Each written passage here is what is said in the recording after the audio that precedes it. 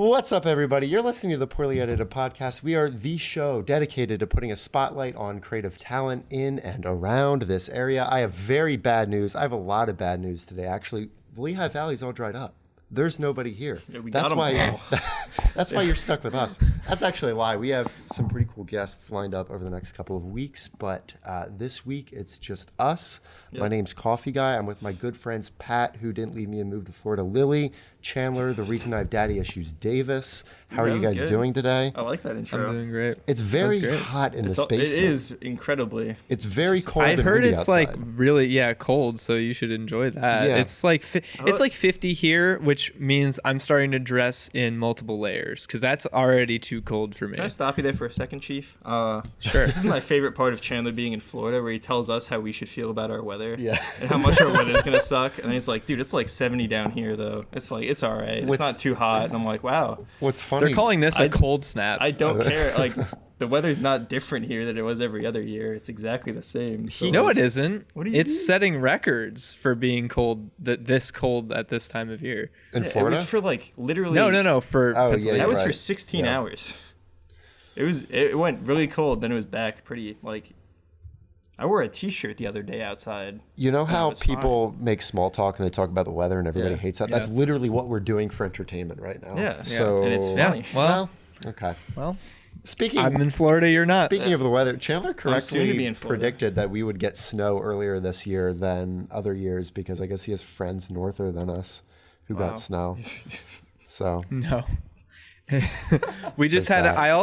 I also predict, hopefully, that you'll have. I'll be back by then, but a less mild winter in like the January, February times I hope because so, it's going to too. be so shitty now. We had such a shitty summer. We had such a shitty spring. We didn't have a fall, But how and does now the it's weather really know cold how my and life is frigid. can Well, can we get a poorly edited podcast almanac? Because it sounds like we that's should. what we're doing. It just has to do with like when we can Yep. stay inside and play video games or not. Yeah. It's like Poor Richards, except it's poorly edited. Just I don't know. a That really is- dumb history joke. So that's Shout out to really Ben cringy. Franklin. Yeah. Thanks, Ben. Inventing the weather. We're here in Amresse's basement again. This is a special day because it's probably it's the very end of the basement tour. Probably. Maybe. Really? Yeah. So WXLV is having their ribbon cutting ceremony. Is there on the gonna be a ribbon? 5th. There's going to be a ribbon. I have good news about this ribbon. We'll get to that in a second. Okay. It's on the 5th of Wednesday. They're going to have like a big walkthrough. We're actually going to be doing a show there at a special time live back on WXLV. We'll have more information about that when we get a little bit closer to the event. So make sure you're following us on Facebook. Scott Tice told me that he convinced the dean to let him wear one of his special suits for the ribbon cutting. So I don't think they know what they're getting themselves into. Oh, so this is that awesome. should be, This is great. make sure you're there for that. It's going to be hilarious.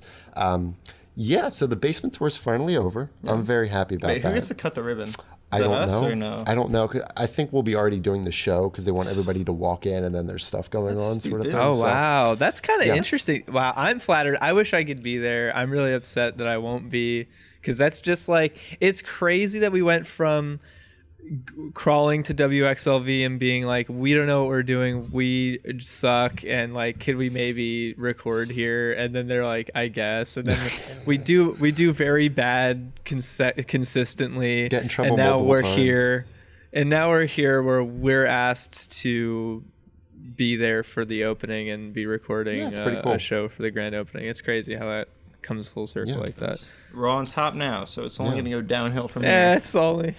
So, well, yeah, I've been feeling like that lately because there's a lot of stuff that's happened to me, at least personally, that I felt like this is the peak and there's no way it's going to get better from here. So I might as well just enjoy it now. I mean, mine Like, was a joke, but you're actually serious. What are you guys So I'm a talking little about? confused. I am. Being on I'm the top. Oh. I will see. Okay. Like, this is the peak. We just passed the Thanksgiving holiday. It was a bit of downtime, as it usually is, and that's also kind of why we don't have any guests right now because everyone's very busy with those things going on and they're just settling in and all that. So we're lining other stuff up. We have some really exciting guests coming up, but I woke up on Thanksgiving morning getting a text about something that happened at the end of last week's show, which was we jokingly, I don't remember if it was during the show or not, but jokingly, that was immediately the last after. topic. So the last topic we ended on in last week's show was my cringy Halo Reach clan that I made when I was like 14. And we're talking and like Pat, top tier cringy. Like if you haven't seen this yet, my God. Yeah. We should have linked that in the description last week. We can always go back. We can link it should, now also. Yeah, let me do that. Well, we have two links now because jokingly after the show, Pat was like, I think this is an actual contender for the hard Nettin segment of Funhouse's Dude Soup podcast. They have a segment where they essentially they try to find things that can only exist on the internet. Right. And in a world without internet, these things wouldn't be possible. So and they're usually pretty cringy. Yeah, they're pretty like the other. I don't know if I can. I don't know if like the other contenders are appropriate for our level of what There's we a talk lot about. of It's a lot of inappropriate bad contenders. Things. Not bad, but inappropriate. Some of them are kind of inspiring. I remember that one Wolf RPG. That was sick. That was really interesting. That text adventure on a on a forum about backyard chickens. They had a full Wolf RPG set up with like all the rules, and there was like thousands of pages of dialogue between people playing it. But a forum about backyard chickens? Yeah, no idea what. No idea. Yeah. No idea. But yeah, so Pat jokingly tweeted it wasn't at a joke. Lawrence. Well, I mean, we I guess you tweeted at Lawrence, and I didn't know this happened. I woke up on Thanksgiving morning. I had to work all day. Oh, you're doing that. And I woke up and Pat sent me a text and it read, "You're on Dude Soup," and I was like, "That's funny, Pat. That's very funny, haha." And then I got up to go get a shower, and I was like, "I have to check though. Like, I think he's joking, but I do have to check just to make sure." And sure enough, I check and I scrub all the way to the end of the video, and there on the screen, exactly to where I scrubbed, is my website for my Halo Reach clan that they're all staring at and talking about on the TV screen. amazing. And I'm just like, I think that might take the cake for the stupidest thing I've been so excited about, because they I was watching it, and they even accidentally, it popped up like a little bit before it was supposed to, and I think I actually verbally said "oh yeah" or something like that. Like I was cheering. Jeez. Something so Have you dumb. ever done that before in your life? What? Cheered like that? Just spontaneously? Yeah. Okay. Other parts. he doesn't do it for the podcast. My life does get exciting sometimes. He did give some big cheers. We were with him when he was big giving some cheers. big That's cheers. true. Yeah. That was terrible though. I hated that. Did you really? Yeah. You got paid for it. It was cool. I'd do it again. Can we talk about that yet? No, let's just wait. It aired, didn't it? No. Oh, wait. What's Wait, the what was day? it? That's It's airing this week, isn't it? tomorrow. It's it's We airing can tomorrow. talk about this. Can we? Yes. Maybe. Let's finish all of our. Let's. sure. We have a lot to talk about. Let's just wait. Can we Put have that to on the cut back. this? But yeah, so they read your tweet. They quoted your tweet. Yeah. Lawrence did. So he read what you said to him, Also and then introduced me as like a dedicated listener or something. It made me feel really yeah, good. well, which I'm is glad true. though. somebody noticed me. I think anyone who watches Hard Nettin at the end has to be a certain kind of fan, because I feel like a lot of people just skip it. Oh, yeah, but probably. yeah, and it was crazy. It was just surreal watching, because that's my it's hands down my favorite podcast, and it's like one of my favorite YouTube channels. And I've watched all those guys since Inside Gaming back on Machinima, and it was just insane to be like, and in any way, shape, or form, acknowledged or like anything by them. It was just very surreal to watch. And of course it was a Halo related thing, so that was the origin of Inside Gaming and Adam Kovic's thing that he started. So they immediately got very off topic, nostalgically talking about Halo and Machinima and stuff like that. How much did they dig into the website? Not much. It was more like they saw it and they all went on nostalgia trips and started talking about their stuff they did when they were like 13. So they didn't go too in depth, which I think was a crime, because I think it was a better contender than they gave it credit for. Because pretty much the most thing they saw was that his last, I think, also might be the funniest thing on the website, is his last post where he's like, "All right, guys, we're gearing up for Halo 4 or something," and that was the last post ever made. And so that, and then Adam Kovic was like, I'm sure that everything they said in prediction or like assumption about what I was thinking with any of the stuff going on is absolutely accurate, because they were like, I bet they all just got jobs and they all just like stopped, and it's like that is what happened. They just moved on. And then also about the Halo 4 thing, he's like, I would bet that he didn't go back out of protest because Halo 4's multiplayer was so bad. And I was like, that's exactly why, Adam. God damn it. Like, he knew. So yeah, it was just really funny. And just hearing Bruce Green with his amazing reading that he does for the show, read my posts of the cringy shit I was saying on that website. Do you think this qualifies as hard netting too? Because we're talking about a thing. No, I actually on a podcast. We're doing a podcast. Talking about a podcast right now.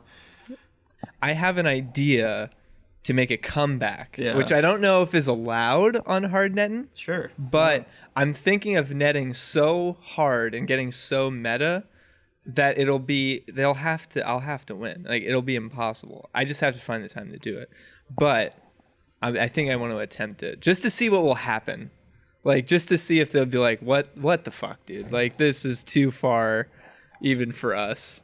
But yeah, so that was life-changing. Yep, for sure. And that entire day I was working on Thanksgiving, and all I could think, that was the only thing on my mind. It wasn't like, I'm alone, my family is not here, I'm spending this holiday alone. It was just like, I was on hard net. Yeah, I made Chandler's Thanksgiving. Yeah, you did. Thank you so much, Pat. Anytime. And all day I wanted to tell someone, but I was like, no one would even remotely understand what this is like. So that was rough. In other news, moving on from that, we can talk way more now. Sad. No, we're doing it. Well, he deserves it. He does deserve it. Stephen Hillenburg, creator of SpongeBob, passed away the other day from ALS, I think you said. ALS, yeah. He was diagnosed in 2017, and and I some of you might remember the ALS Ice Bucket Challenge, which is the challenge that was made to help raise money for ALS research, which is this same disease, which I believe attacks the nervous system. I think that sounds right. So? Let's all just talk about it like we know what we're talking about, and then it'll become fact. I was reading a bit about it, and the wild thing, that entire campaign was like, as stupid as it was super successful. Well, yeah, it was. I did it. It's all insanely really successful. Yeah, and I think that was really great. And it's unfortunate that that disease is still around, and it unfortunately took someone who, like, I know for me, affected it was my favorite show growing up, and I owned like a bunch of the seasons on DVD, and I owned the movie, and I'd watch them all. I owned the soundtrack of the movie that I listened to all the time. I rented that once from Blockbuster. I had it on the original Xbox, and I started a Let's Play of it on my channel, and I never finished it. Was this back when you recorded the screen with a camcorder? No. It was after that. It was way after. But so it was just such a major part of my childhood. And I think also, without a doubt, affected my sense of humor for my life, and it was just such a genius show, and I think it brought a lot of joy to... Still holds up, too. Yeah. Really still holds up, dude. I was just watching it the other day, like, before any of this happened, and it's hilarious, and I still quote it to this day, and all my friends do. It's amazing how much of a cultural impact that show had. Honestly. Probably the most of cartoons on at that time. Yes. Oh yeah, definitely at that time. It's insane. For sure. And Stephen Hillenburg, he actually went to college for marine biology. That's funny. And then he became a marine biology teacher. And then he decided, when he started using cartoons to teach the children in his classes, he kind of started to get into animation. And then he went to college for animation, and he got out of there and did Rocko's Modern Life.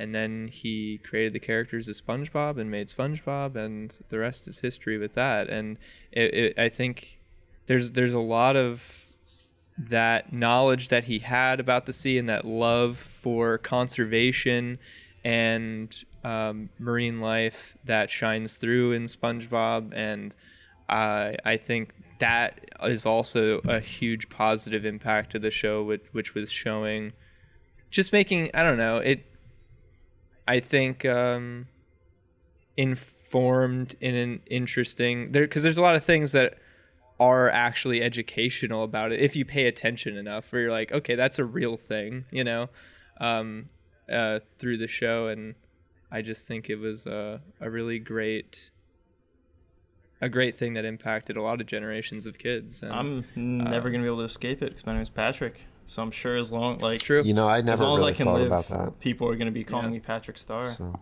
That's true. So that's literally happened to me since SpongeBob came on. What's that like when a show follows you?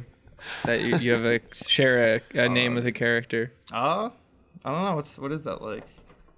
I don't know. There's a ghost. Yeah. My dad is just a big fan of SpongeBob.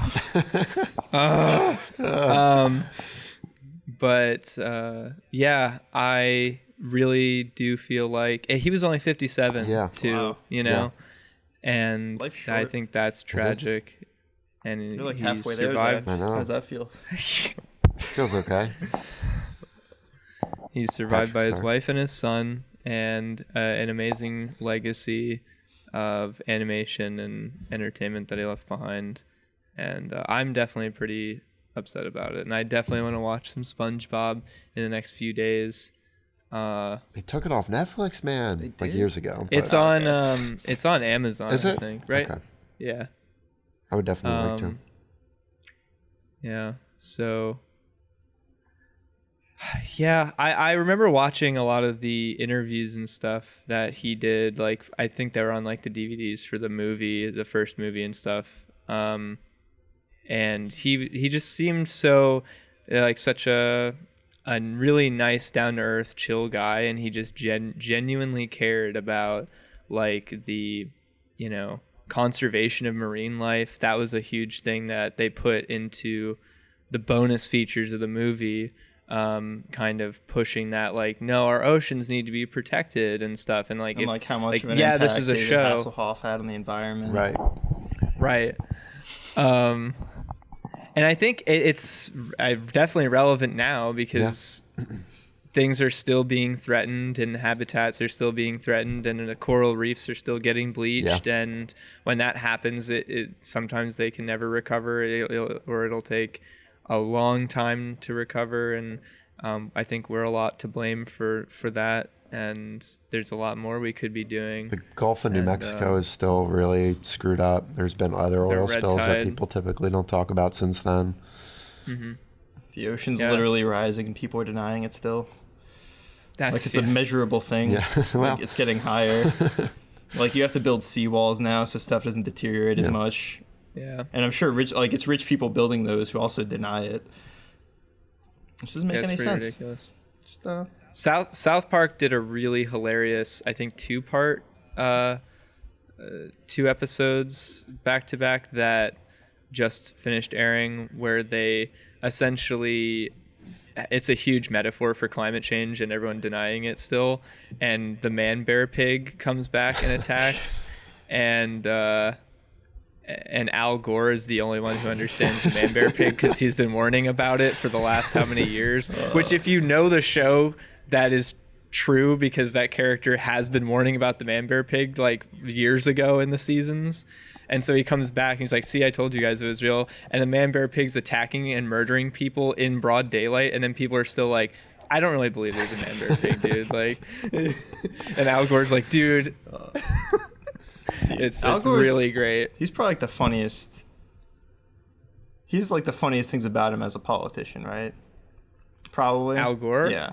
Just like, he created the internet, and then he's like, he always gets attributed with like saving like whales or something.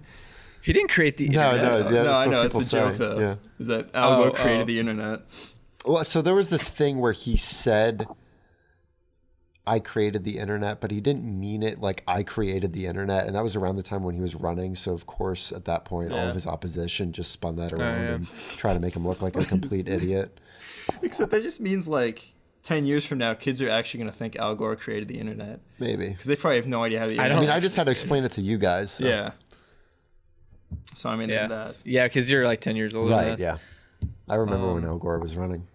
So as we touched on earlier, elaborate more on, we were actually a few months back, if you remember, Josh, myself, Pat, and Zach, we all were talking about being a part of a production that we couldn't talk about because we had signed NDAs about, and it wasn't airing yet, it wasn't coming out yet, but we can talk about it now because it'll be out by the time this goes up, right? Yep. Not our episode, but the other show. Yeah.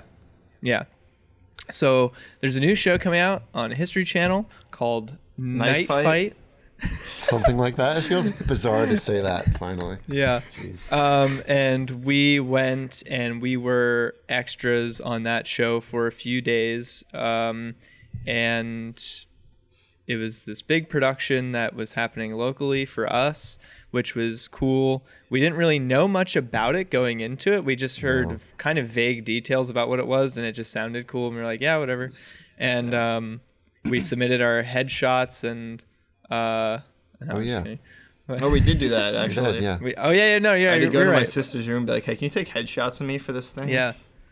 So it was like a 24-hour or less thing. Like, we got really short notice. We're like, oh yeah, and I ran out and had Lizzie take pictures and stuff, and we submitted it. We got in, and then the agency that we went through was really, I guess, in need of a lot of help, which is why they took us. For sure. Because they were shorthanded. So that was cool. But it was really fun to be on a production like that, and the show itself seems like it's going to actually be pretty entertaining. Yeah. And it shed light on a whole sport that I didn't know existed to the degree that it does, which is dressing up in medieval armor. Like actual medieval armor. Actual metal, like forged by armor. Blacksmiths. Usually the contestants forge their stuff themselves. I didn't know that. That's fucking metal. Yeah. Okay. That's metal as fuck. And then they take real weapons, not blunted or anything like that. And they knife fight each other. They knife fight each other in an arena. And this is something that happens at Renaissance fairs. That is fake, really popular. There's like, there's a lot of like big shows that are like the jousting or whatever that's like staged. This is that people beating the crap out of each other with swords. Yeah, I think it's important to make that distinction. Like, I've been to Renaissance Fair where it's staged, and then there's some like the dude who's like it's the head real trauma comes back and wins it all, and it doesn't make any sense. But these guys actually kicked the shit out of each other. Like, I think there was a moment where we were all sitting there and we all we've been in the stands for like 20 minutes at that point while everything else was getting ready. Cheering at an empty arena. Oh, I'm pretty sure it was like an hour. Probably. And then like everybody's in the arena, and then they're like start, and then everybody's like yeah, and then as soon as the first dude hit another guy with a sword, everyone was like, oh yeah, it got real. Everyone was like, whoa, what the yeah. Like, everyone knew what they were getting into, but at the same time, nothing really prepares you to see a dude get hit in the head with a sword while you're like 5 feet away. Yeah, it's just it's not something that you have ever seen before. Someone in full metal combat armor and chainmail take an axe to the head. Like, that's a sound and sight that you're not really geared for. Because you go in and you're like, well, they're gonna hit each other, but like there's probably some rules about where you can hit and stuff and what you can do. But no, it was like, I think the first thing that happened was somebody got hit in the head with an axe from behind, and I'm like, Jesus Christ. Yeah. I don't know how those guys do it. They're all relative. There's different classes of them and stuff, different kind of like weight categories that have different roles. Yeah. We were watching for the most part, we watched a bunch of the heaviest types, the tanks, and they all have the largest weapons. They're the largest, bulkiest guys. So the hits are undoubtedly probably the most savage and brutal out of any of the other contestants. So that was pretty insane to watch. And there are a lot of times where my reactions were genuine and not being played up at all for dramatic effect for the sake of filming. Because I was just like, actually like, oh my God, like There are a lot of times where I'm just like, I would be dead. If that were me, I would have just had my neck snapped and I'd just be dead. Like they would do these heats of like a minute and a half, I think, and then it would end and they would just fall to the ground and lay there for like until they needed to be there again, and they just didn't move and they were just breathing. Yeah. It was crazy. There were times when weapons broke, where helmets flew off in the midst of all of this going on, which is extremely dangerous. Some people suffered some cuts, which is common, apparently, to just get lacerated by things and just be profusely bleeding, and then continue fighting. That's kind of what you, and then continue fighting. Yeah, that's kind of what you. After the medics check you out. Like that's kind of what you signed up for, though. Yeah. It's just so badass, though. Like I don't know, man. It's one of those things where it's like there was a part of me where I was like, but I wonder when that happens, what happens? Like, do they go, oh, no, dude? But it is the complete opposite. Like, they just full steam ahead. Who cares? You know, are you okay to fight? Okay. You know, doesn't matter. Let's just wrap it up. I was so surprised and impressed by that aspect of it. Like, everybody was just so on board. Not that I thought they'd be like, well, I got to get out of here now. But like, it was just, I don't know, it's just something that once you actually see it, you're like, holy shit, these guys are in it to fucking win it. Yeah. It was, and they're all friends too, which is the weirdest part. Yeah. They like beat the crap out of each other in the ring, and they're like, nice job, good hit. And then I'm like, what is it? Yeah. What? That's like, that you must really be in it for the love of the sport if you're beating people for fun, and then like, are okay to be like, you're friends with them after you beat each other up. Yeah. True athletes. And I stood next to a few of those guys, like not in their armor and also in their armor at like the same level, and they are absolutely they're just huge. They're intimidating and scary, and I would never want you're also to like be on the opposite end. So. Okay, all right. Because some of them watched in the stands with us, like when they weren't fighting and stuff, and I was just looking over. I was like, Jesus. Yeah, that was like must have been nice being on the popular side. Yeah. Yeah, Pat. I was actually alone. I think every time that we filmed. I think I was on the other end by myself every time. Me, Pat, and Josh, and then you were on the other side. Didn't they move one year to? Josh was on my side for one time. Because it was like there was like the side they actually show on camera, and then there was the ugly side, and I was on the ugly side every time. Which I guess was just for more sound. Yeah. Like, why bother having us there if it's not for more volume? Yeah, I have no idea why, but we were on the B side, and it was a much sadder looking stand. Yeah. And it was like darker, and like everyone was kind of sad to be there. Because of the angles that they were filming at, it was a lot to do with angles. So it's like they didn't have to fill it as much because you would never see. Oh yeah, it was really interesting to watch. You know, in the downtimes between takes and fights and stuff. It was really fun.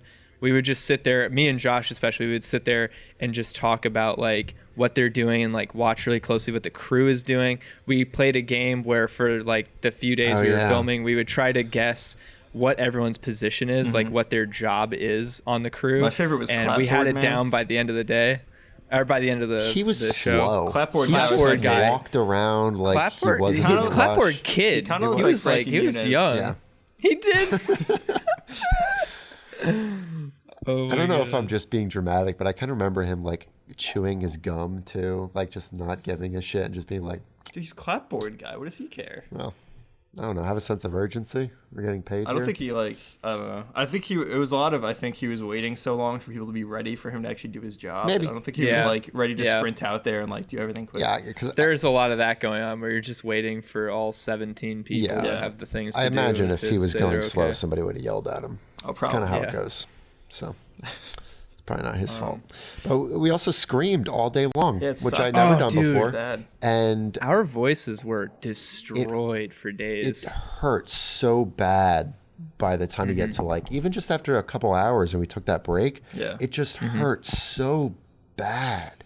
I was going hard too, which I'm not a very loud person. Yeah, you and I were definitely the best two yellers on our side. Yeah, for sure. Everybody else was like louder talking at their normal volumes than they were when they were cheering. Yeah. And I'm like, what is going on? I don't even enjoy yelling that much, but I'm getting paid like my however much we got paid. So it was crazy. Yeah, I put it was heart crazy. And soul out there in my my performance.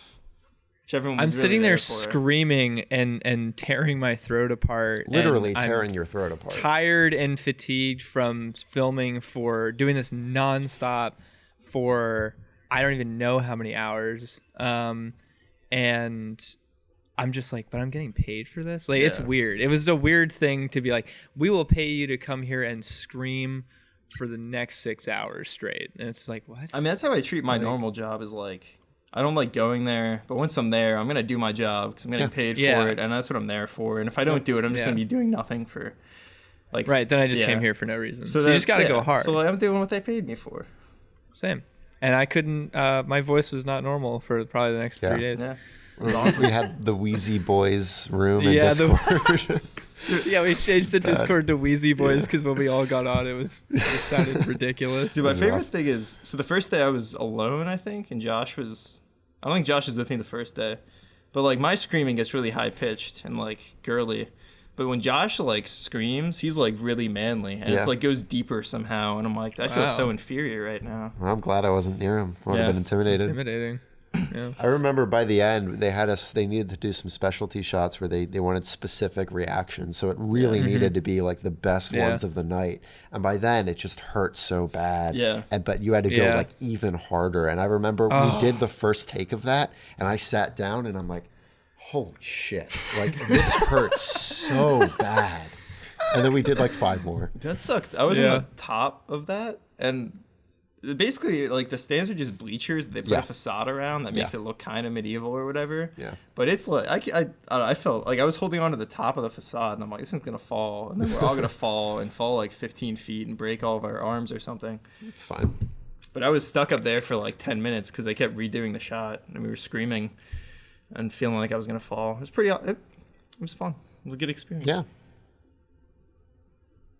I think one of the only bad things is that being in a group of people who like they're extras and they do it was this really a lot, cringy. but Some of them were really cringy. Yeah, some of them are really people we talked to that dude who don't was, want to encounter again. Who was almost he was an extra in Logan Lucky, but he got cut out of his scene because the camera was shot from over his shoulder, so he wasn't in the final shot.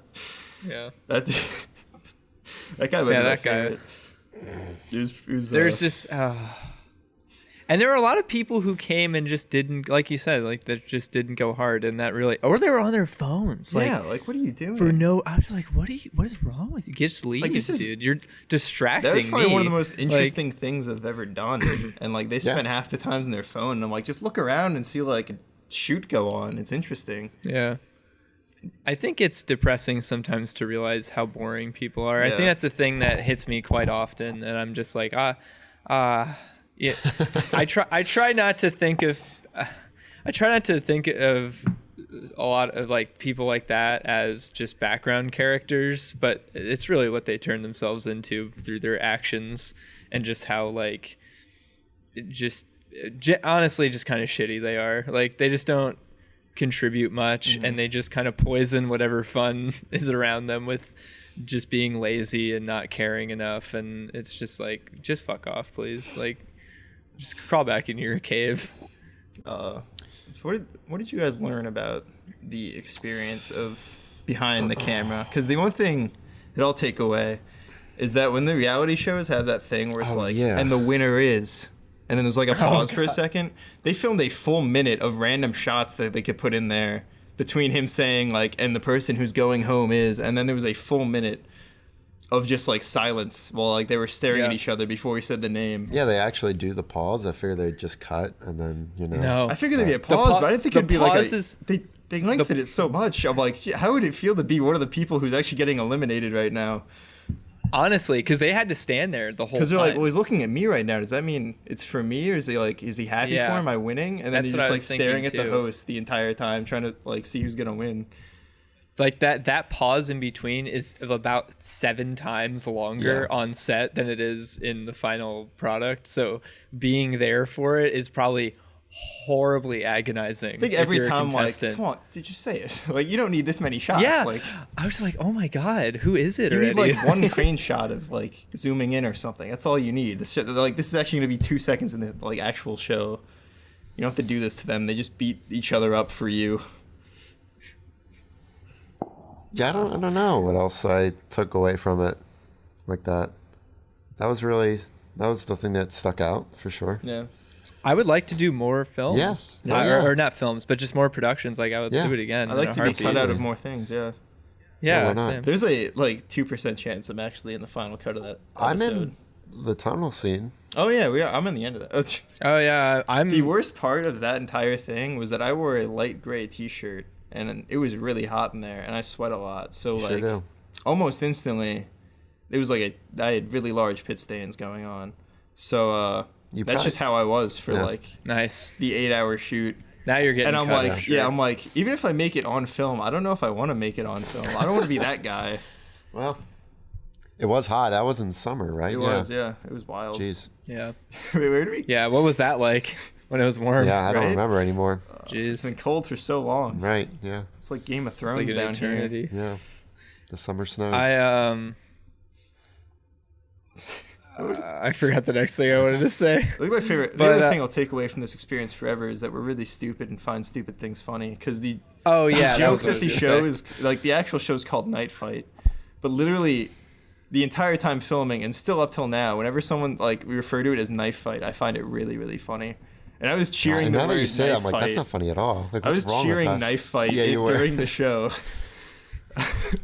Compromising Which is the stupid integrity enough of the to be program. in the middle of the thing, be like, yeah, Knife Fight. And then the fact that I was calling it something wrong was really, really funny to me. There's a lot of funny inside jokes that came out of that. The director all the time would come over and when he would direct us for what to do, he would tell us. Usually, his go-to was big cheer. Yeah. Whenever he wanted the energy to be really high. That is hilarious. I don't know why, but big cheer for some reason. There's also is just hilarious. Big cheer, everybody, big cheer. Yeah, he would give a hand motion.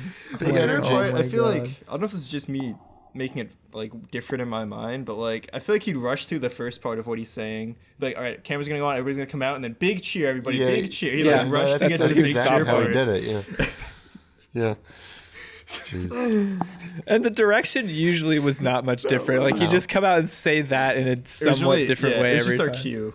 Yeah. And then they need to cue us in anyway, so it wouldn't matter. I think he needed to make sure that the energy would still be there. If he just left us alone, it Yeah. would trail off. He didn't, over time. well, he didn't want to say just cheer, Yeah, big cheer, big because cheer. it had to be a big cheer. Right. But that was actually interesting how redundant most of his directions, or how redundant they might seem, but I think were totally necessary. That's what I mean. Yeah, because Oh my God, they were necessary. When we were doing, the guy who's directing the crowd, when we were doing the shot for a commercial or something, that was the specialty shot at the end. We were screaming. Yeah, okay. all it was for the together. promos in between. But there was he explained what we were gonna do. He ran us through it a couple times, us being the crowd. And he even had hand motions attached to each thing we were supposed to do. Yeah. And the one time he didn't say verbally to start, and he just did the hand motion. yeah. And no one did it. Yeah. So it was amazing Yeah. how redundant you have to Yeah. Well, because nobody wants to be that guy who screws you were it up. screaming immediately. Yeah. So if you mess up, literally everyone in the building's gonna know. The communication had to be so on point. There's hundreds of people involved with that. You know, Yeah. it's a lot of moving parts. So you have to make sure communication is on point for that. And even just being in the crowd for that, it was important for those shots. So yeah, it was a really interesting experience. And You're really grateful that Josh reached out to us. Yeah. For sure. That was awesome. I loved it. because that was Josh is in that acting agency, and he told us that they were looking for more help and all that. I'm definitely gonna join that agency, I think. Absolutely. And hopefully we can do more stuff like that. And actually I have a little but anyway, go check that show's airing on History Channel. Go check it out because we'll be on it later. Yeah. For episode in the 6 season. or 7 or something. And try to find us. Yeah. We'll probably have a viewing I'm the party. guy in the drenched T-shirt. Yeah. I got But cut. as a little add-on to that, it's somewhat related. I don't know if you remember, but about around this time last year, a year ago, right? I don't remember. Try There not was- to think about it. There was, which I don't know how we've been going for this long, but there was another film that was in the process of being made right. that. Can we talk about that? Yes. Wait, I didn't sign yes. NDA. I can talk about whatever I want, actually. Yeah, we can talk about whatever we want. But it's announced now and the trailers are out. So there's another film that was filming in the Philadelphia area around this time. I think it was around this time last year. And we had some guests who had been a part of that.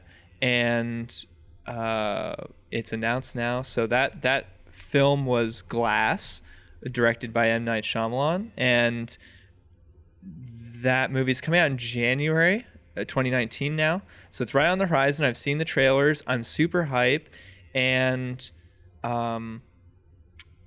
we had some people who were extras on that production as well, which was interesting them. But actually, Lizzie, I found out, had never seen Unbreakable, which is the first film in the series, essentially.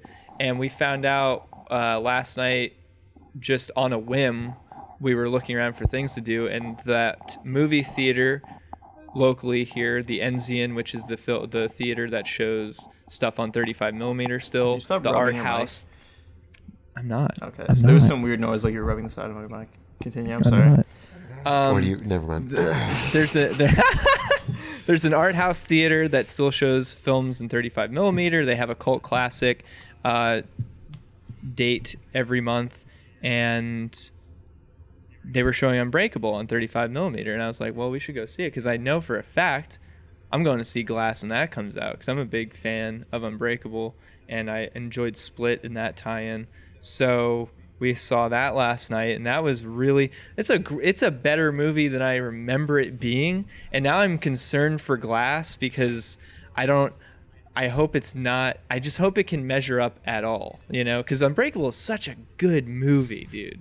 Like, and anyone who hasn't seen it should really check it out, more than even Split. If you haven't seen Split yet, go see Unbreakable before Split if you have to. I haven't seen either of those. I do plan on watching both of them and seeing Glass, though, because it's like such a weird thing from the outside to see as a trilogy that I kind of want to see what's going on.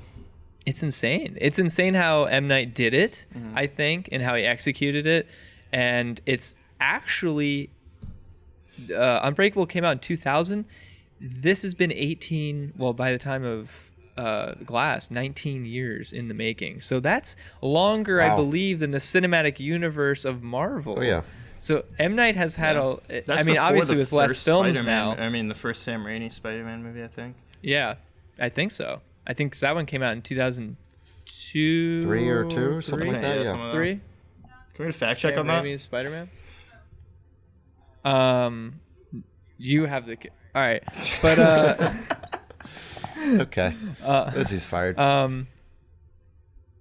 But yeah, so it was just a better movie than I even remembered it being. It was like my third time only seeing it, but it's just so well shot, and it's such an interesting concept, and there's just so many interesting thematic elements that run through that film, and it just got me so hyped for Glass, and it reminded me that it was something we had on the show talked about around this time last year, because we had, I think, Keenan Crossland was I forgot about filming for that, and then also Lamont Houston was filming on, and I also have actually one of my dad's friends was a police officer as well on that production.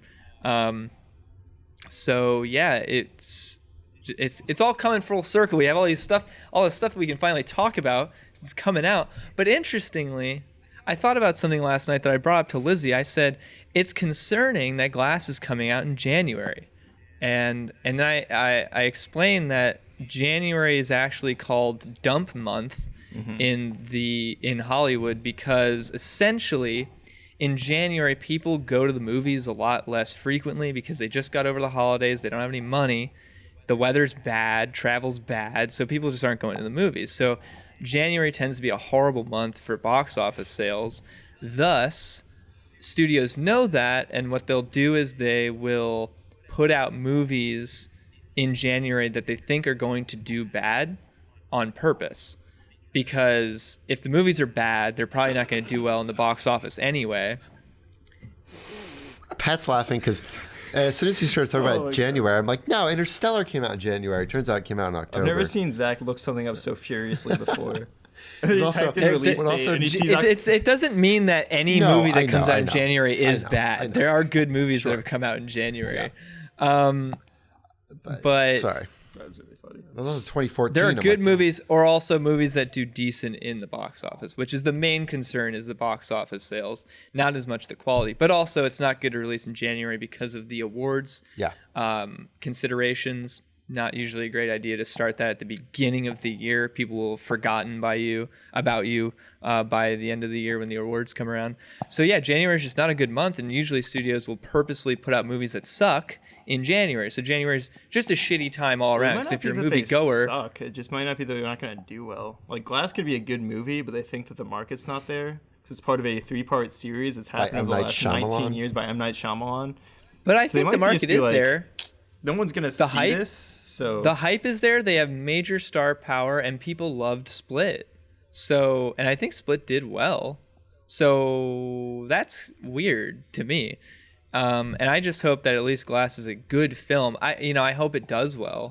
But I hope that it's a good film at least, and that they aren't slating it in for January because they're not very confident in it being a good film. I mean, I also know M. Night Shyamalan has a house near Philly, so maybe you just want to chill out at that house and just film the movie on the side.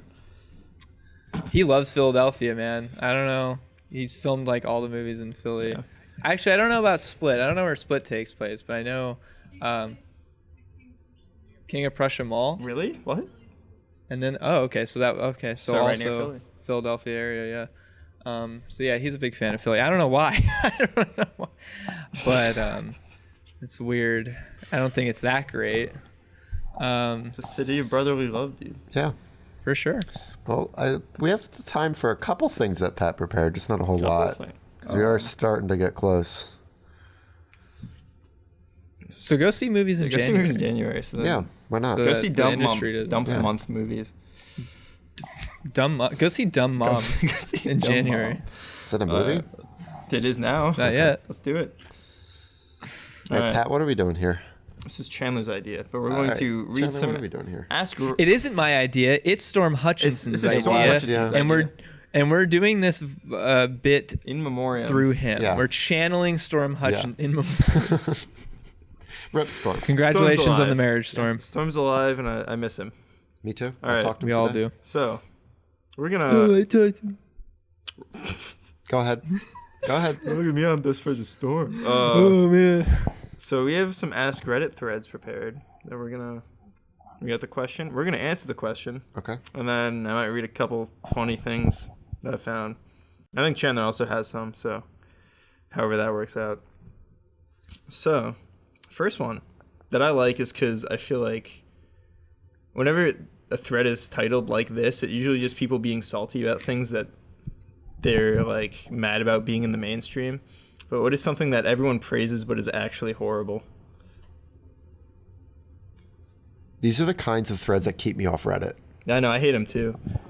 Because they should be pretty good whenever it's like, what's a movie that everyone likes but you think is bad? And it's just people disliking good movies, and they're like, what are you... And you're like, they're just like, I'm different. I have a different opinion. I've gotten really good at figuring out what my reaction to a certain thread is going to be way before I consider opening it. Even if it's like worded way differently than that. I mean, at least the top answers are actually surprisingly on behind. Whenever it's like movies or like fan base or something, and then it's usually that where people are just annoying and they're like disliking something popular. But well, what are your thoughts? Something that people love that is actually bad, right? Yeah. I'm gonna read a couple of these. What you guys think? Yeah, that's a good idea. Do that. Top one is sacrificing your job. No, sacrificing for your job. Right, sacrificing for your job. I can't read. It's okay. Sacrificing for your job, which I can see. That's a big thing. That's been in the news lately in the tech industry, and actually the gaming industry. Yeah, and like gaming, and then special effects. Japan has a really big problem with this. Yeah, Japan. They actually have a word really for when you literally work yourself to death. Yeah, they have a word for it. Yeah. I was actually watching a thing last night. There's a documentary about dark tourism, which is a thing for some reason, which is essentially people going and touring in places that are really sketchy and deadly or that surround death in some way. And someone went to the suicide forest in the Mount Fuji, and that was big. And I found out actually that Japan has like one of the highest suicide rates in the world due to all their societal pressures and all the things that they go through and how hard they're worked all the time. And it's extremely fucked up how commonplace it is for people to kill themselves there, to the point where there's signs as you're entering the park where it's like, just don't kill yourself, dude. Yeah. Like it's like a park ranger sign that should say like what the forest fire rating is for the day, except it's a thing that says don't kill yourself. Yeah. Like that's So you have an answer yet? So it's things that people praise that you hate. Sushi. It's like stop eating raw fucking food. Like we've been cooking forever. There's a million different ways to do it. But it's healthy. It's really healthy well, if it's made properly. Here's the other thing. I don't actually care. Those people are listen. artists. If you want to eat sushi, go ahead. I don't actually care. This is why I don't like these questions. You're the problem with these threads, Zach. We should go. I do have a problem. We should go to. It's a bad thread. Zach, we should go to Lily's when I get back. I'm not eating sushi. That place is amazing. Huh? You can eat whatever you want for as much as you want. Do they only serve sushi? It's bottomless. No, there's other stuff. You can get like lo mein and stuff sushi, and rice. I've had it. I don't like it. I don't even like sushi that much. I don't like no. I like vegetable sushi. That's pretty good. There's some good rolls. I'll help you because I'm picky too. I only like a few rolls. I don't like. Okay, we'll talk about this later. Dad. Chandler, do you have an answer for this? I just hear a lot. I'm down here at Disney, and I hear a lot of people talk well about. I guess I shouldn't. Never mind. People say, and I actually heard Rooster Teeth said this too on their podcast, that they think that Solo is the best prequel. Out of all prequels, Solo's the best. I'm like, what? Solo's not great. Like, it's really not great. It's fine. But like, I don't know why. And Rogue One as well. You have to, not to cut you off, but please don't go too ham on this question. We don't have time for a 20-minute Solo. It's not good. Okay, you made your point. Right. We have a whole podcast about Solo. I'm gonna go with vaping and how everyone's like, dude, it's better than smoking, but like, there's no long-term studies on it, so it could be really terrible for you in a different way that no one knows about because the data's not there, and you're still getting addicted to nicotine, which is not great. Well, you don't have to. I vape. When I vape no nicotine because you can get juices. I'm just based on the wider like I know you who doesn't, but I know a ton of people who do, and I'm like, they're like, I don't know, they're like, dude, it's just water vapor, it's better for me, but I'm like, you're still vaping nicotine, it's not good. No, any smoke in your lungs is bad. Anything like, except it doesn't air matter. In your lungs is bad. Yeah, because that's what they were made for. It is better than smoking, but it doesn't make it good. I thought it's like, good for like it was really invented so people could wean off smoking easier. Right, and for that it's good, and it works good for that too. I really want to make a sketch where I'm weaning myself into smoking, where I start with like the pads on the arms. And it's like it's too much. Yeah. So I start like the like stickers on the arm, then I start vaping, and I can finally get to smoking. Is this in your book? No, it's not. Okay, I've had this idea for a while. Book. Let's film that. Oh my god. Chandler, do you have one you want to do? We can do one more. One more? Yep. Do you have a good one, Chandler? Do you think you have a good one? Like a really good one? Okay, then you can go for yours. What's a song that is very out of character for you, but you absolutely love it? Which genre do you typically prefer? Well, okay. So is it saying what genre do I prefer in terms of? It's just like what is one that I shouldn't be listening to? No, it's just like what's a song that you love that like I wouldn't be able to peg. Oh, okay. I really like that Taylor Swift song 19 what's it called? What's the album? 19 what's that song by Taylor Swift? 1985? 1985? Bowling for Soup? No, it's 1970 something. Not the Bowling for Soup song. Taylor Swift. She has a song. Lizzie and Chandler are breaking up. Yeah, over Taylor Swift. What is it? And Lizzie's gonna write a song about it. But there's a song where she talks about. Not Taylor Swift's #1. But you're a girl. Okay, all right. That song, whatever that song is, put it in the comments. Great. Comment below. Shit. Pat's crunching the numbers. I'm not gonna Here, I'll look it up, Lizzie. I looked up 1979 Tay, and then nothing came up, so it's not 1979. I can say that with confidence. Jeez. Okay. What about you, Zach? I really like "Take Your Time" by Fun. I'm a big Fun fan. Okay. I like Fun. It's kind of the only band I listen to that sounds like that. There's not a whole lot of bands that sound like that. I like Jack Antonoff. Yeah, I know you do. From Fun. I love the Bleachers. Yeah. Bleachers are pretty good. Great. I'm a fan of the Bleachers. I don't. I'm sorry. Listen, okay, everybody. Sorry, I looked it up. Song's called Style. The album is called 1989. It's interesting because I almost picked that for this thing, but I thought I had a better answer. I like Taylor Swift. I like that album actually. I don't really like her other I don't know stuff. about that album. Whose son? Clint Eastwood's son is what? Clint Eastwood's son. Clint Eastwood's son. You know, The Gorillas? Kurt Russell has a son, and he stars in Overlord, and I didn't realize that was Kurt Russell's son when we saw that movie. Fuck. Okay, Pat? He's so Kurt Russell. I'm having trouble. Go on. Because Anyway. I don't know. I'm having trouble figuring out what's outside. Pat actually, my I'm looking at assumption. he just has one playlist. It just says alternative, and that's it. So, All the songs are also just called alternative. yeah. I don't know, dude. I mean, I have like a 50 Cent song that I was listening to, and like some like Ice Cube and stuff. I don't know if that counts as out of character you don't for listen me. to rap. Yeah, I don't listen to a lot of rap, but I don't know. I feel like everything else is pretty. What a boring I answer. know. Pat's a boring guy. I listen to a lot of show tunes. I don't know if do, people yeah. break me Yeah. to listen to show That's not, tunes. like, I out listen of- to a lot. But I've known that tune for you. forever. That's like Yeah. one of the first things I learned about I'm you. trying to find a song that's like weird for me that I enjoy, but like I only like it's not like in my realm of listening usually, and it's just like the one song. But I don't know if I have anything like that. Wow, it's rough. You're letting everyone down. Yeah, I know. All right, Yeah, I well. even came up with a question.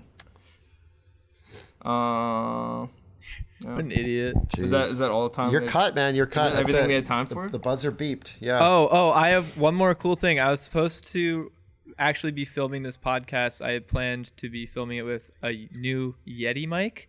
Oh, yeah, they were on but sale, weren't they? that I ordered on Cyber Monday for very cheap, and I got a pop filter and a new hard drive as well for storage and that mic, and I sent it to my house in Pennsylvania. Oh, no. And it arrived there today, and I was like, oh yeah, rush shipping, it'll be here for the podcast, and it was, except it was at the wrong house all the way across the I country. can go get it for you real quick.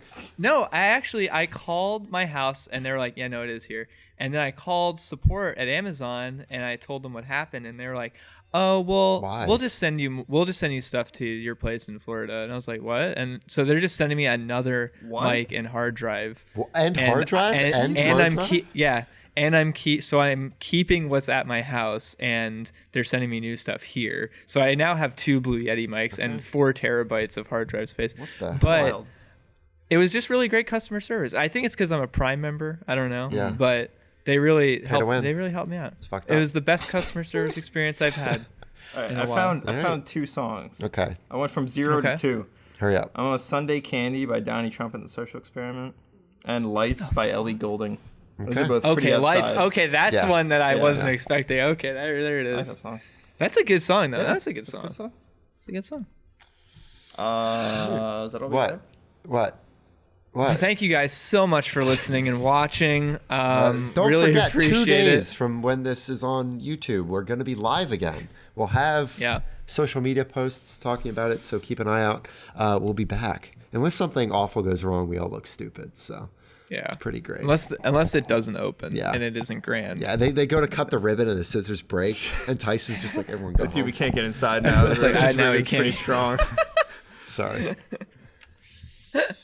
But yeah, really excited for everything coming up soon. We have cool guests that we're do. talking to about coming do. on.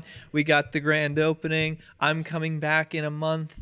It's gonna be cool, and also Christmas for those of you Yeah. who are really into the holidays. So it'll be fun. It'll be good. Oh, and New Year's, dude. Yeah. I'm gonna throw down for New Year's. Are we? I'm probably not. You won't Are be we doing here. anything? Probably will. Okay. Well, if I don't work. All right. There's a lot of stuff for New Year's going on down here. So. Yeah. Oh, right. I forgot you're still down there. Right. Okay. All right. Oh. All right. All right. That's it. All right. Catch That's you it. guys later. Sly Elliott on everything. Elliott on Thanks for everything. listening. And yeah, have a good night. Rest in peace, Stephen Hillenburg.